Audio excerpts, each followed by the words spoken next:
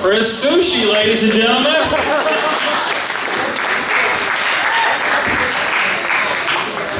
Oh, gosh. Well, I probably ought to do one about my family. I got a family friend in the audience, and I promised that I'd do one more about my family.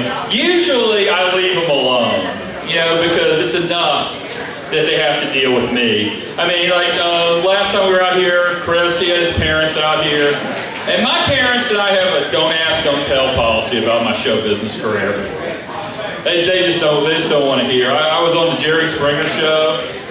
My mom was like, why do you want to go on Jerry Springer? $50. So while I'm out here performing, instead of being in the audience giving me support, they're just at home, face down in a puddle of shame. But all right, so, you know, also I use a stage name, Kingspoit. I don't usually write my name, Scott Corcoran, on anything that I post or anything, because, like, you know, I don't want my act to be too Googleable, you know. Oh, look, honey, our architect's making a joke about his penis. Isn't that nice? And then, you know, every once in a while, I'll even get a job, like, renovating a church. The last one I got was, true story, St. Andrew by the Sea Methodist Church on Hilton Head, Dad's original church. And they had me come in and do the renovations. I was talking to my little 9-year-old nephew. I said, I'm going to have to hire you for this job. He said, why is that? I need you as a consultant because I'm not sure what the inside of a church looks like.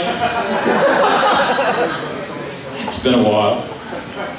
And you know, I don't usually pick, you know, religious fights with my parents because, you know, it's like entering the Special Olympics. I mean, you're going to win, but why? Why? So Adelaide's my brother's beautiful wife. Before they got married, Christopher had to bring her to go meet my then alive grandmother in Georgetown, South Carolina. I don't know if anybody here's ever been to Georgetown, South Carolina. Anybody? Anybody? It's basically a traffic bump in a paper mill. That's the town. There's a steel mill too. I'm pretty sure they turn it on, turn it off.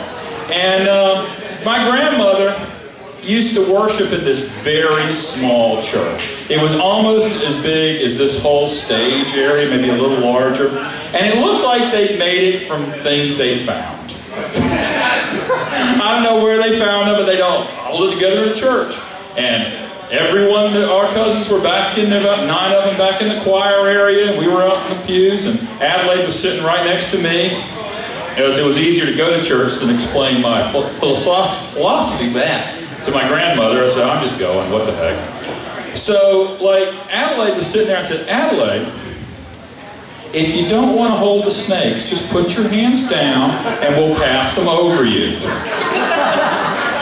Now, I just thought I was making a smart-ass statement, but she started looking behind her.